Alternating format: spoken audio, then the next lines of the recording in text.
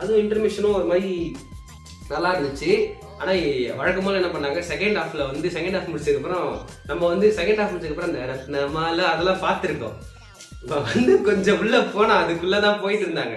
நான் பார்த்தேன், ஐயோ நல்லா இருந்துச்சுடா. ஃபர்ஸ்ட் ஹாஃப் ஃபுல்லாக வந்து இந்த கோர்ட்டு சீன் அங்கெல்லாம் என்ன நடக்குது அதெல்லாம் வச்சு நல்லா காமிச்சிட்டு செட் பண்ணிட்டாங்க கதையை, இது இப்படிதான் இருக்க போகுது அப்படின்னு சொல்லிட்டு.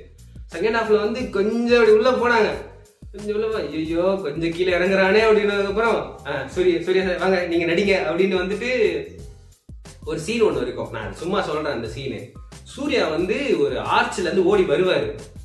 அந்த சீனை பார்த்தா பைசா வசூல் அப்படின்ற மாதிரி அந்த சீனு சூப்பரா இருந்துச்சு. இன்டர்மிஷனுக்கு அப்புறம் அந்த வர அந்த சீனு அதுல இருந்து அதே மாதிரி திரும்ப ஒரு பீக் போன மாதிரி அப்படியே ஃபுல்லா அது பீக்ல போயிடுச்சு படம். அதுக்கப்புறம் வந்து மியூசிக் வந்து முக்கியமா சொல்லணும். நான் நினைச்சேன், நமக்கு எல்லாருக்குமே தெரியும் டியூட்ல வந்து மியூசிக்லாம் பார்த்துட்டு அப்ரிஷியேட் பண்ணவங்களும் இருக்காங்க, கலாச்சவங்களும் இருக்காங்க இல்லையா. இதுல நான் பார்த்தேன், ஓகே அந்த மாதிரி சில பாட்டுங்க இருக்கும் போல, அப்படி போகும்னு நினைச்சேன். ஆனா அப்படி இல்லாம செம்மையா இருந்துச்சு மியூசிக் எல்லாமே. என்ன சொல்றது, இந்த காட் மோட் பாட்டு ஆல்ரெடி ஹிட்டு, அப்புறம் அந்த வெறப்பான்னு சொல்லி ஒரு பாட்டு, அப்புறம் கருப்பா வராண்டா அப்படின்னு சில சாங்லாம் இருக்கு, அதெல்லாம் ஹிட்டு. இதெல்லாம் தாண்டி கிளைமேக்ஸ்ல வந்து ஒரு ரீமிக்ஸ் ஒன்று இருக்கும். அதுல கிளைமேக்ஸ் அது சரியான